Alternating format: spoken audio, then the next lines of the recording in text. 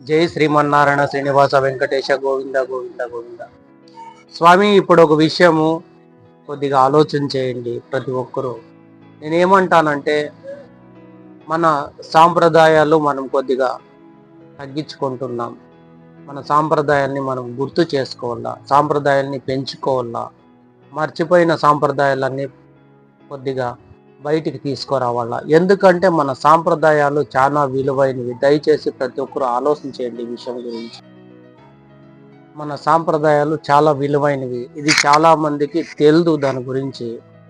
దీనికోసమే నేను ఏమంటానంటే, ప్రతి ఒక్కరు దయచేసి ఒక రామాయణము చూడండి, ఒక మహాభారతం చూడండి, ఒక భగవద్గీత చూడండి. ఈ మూడిట్లో మీకు ఎట్లా అయితే అర్థమవుతుందంటే, ఈ మూడిట్లో మీకు ఒక ప్రపంచం తెలుస్తుంది. మీరు మర్చిపోయిన ప్రపంచంని మీకు దయచేసి మీరు గుర్తు చేసుకుంటారు. అంత విలువైండేవి రామాయణాలు, అంత విలువైండే మహాభారతం, అంత విలువైండేది భగవద్గీత. దాని నుంచే నేను ప్రతి ఒక్కరికి ఇది గుర్తు చేసేది.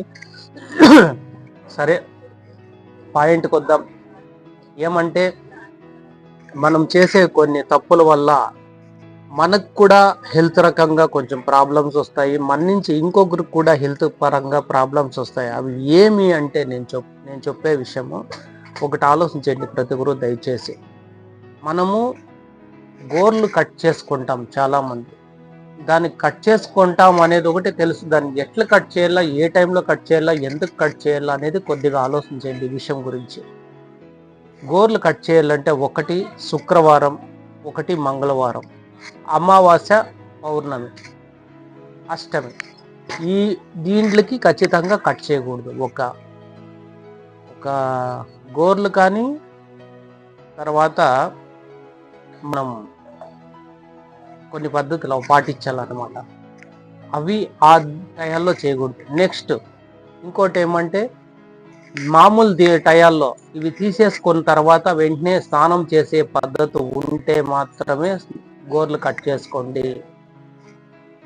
స్నానము చేసే దానికోసం అయితేనే గోర్లు కట్ చేసుకోండి. గోర్లు కట్ చేసుకొని కాళ్ళు చేతులు మాత్రం కడుక్కోవద్దండి దయచేసి. ఎందుకంటే అవి తీసేసుకున్న తర్వాత మనిషి నీట్గా అయిపోలా. అదైనా అంతే. తర్వాత వచ్చేసి ఈ కొంతమంది తల దూకుంటారు, ఆడోళ్ళు కానీ మగోళ్ళు కానీ. దువ్విన తలలో వెంట్రుకలు ఎక్కడంటే అక్కడ పడేస్తారు.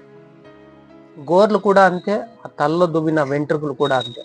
నేను ఎందుకు చెప్తానంటే దీని గురించి, దానికి 12 గంటల సేపు ఒక పొగులు, 12 గంటలు ఒక రాత్రి, 24 గంటల సేపు ఒక రోజు. 24 గంటల సేపు నీ నుంచి అది గోర్లు కానీ లేకోకుండా పోతే నీ నుంచి వచ్చేసిన వెంట్రుకలు దూకున్నప్పుడు, అది వచ్చేసిన వెంట్రుకలు అంటే మామూలుగా కటింగ్ చేపించుకొని షేవింగ్ చేపించుకొని అది కాదు లెక్క.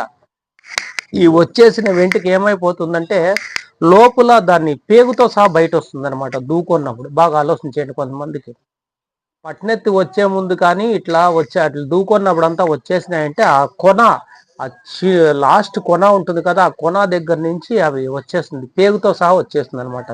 అది వచ్చినప్పుడు మనం దాన్ని తీసేసి పడేస్తాం.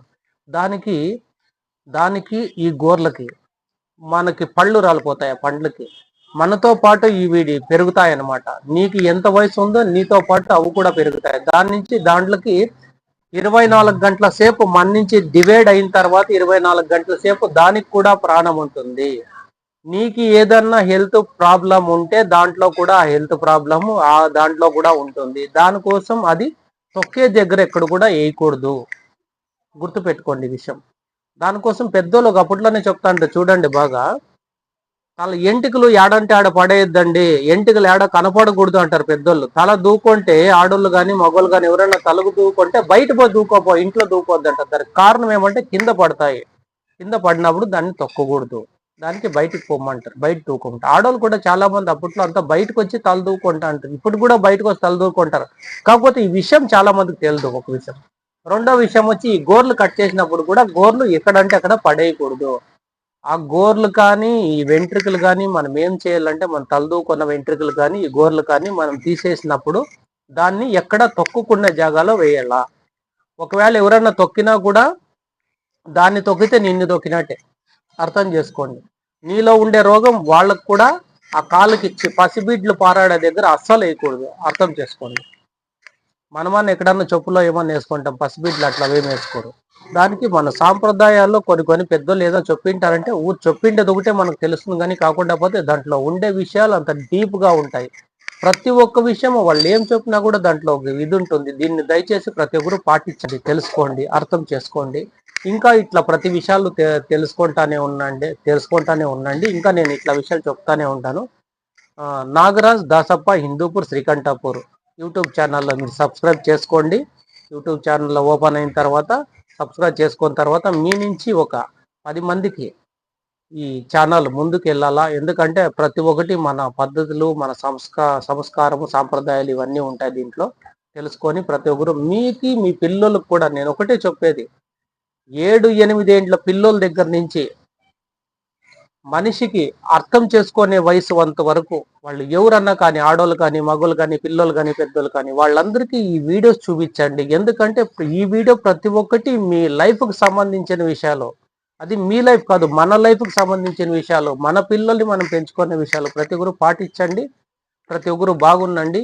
జై శ్రీమన్నారాయణ శ్రీనివాస వెంకటేశ లక్ష్మీనారాయణ గోవింద గోవింద గోవింద.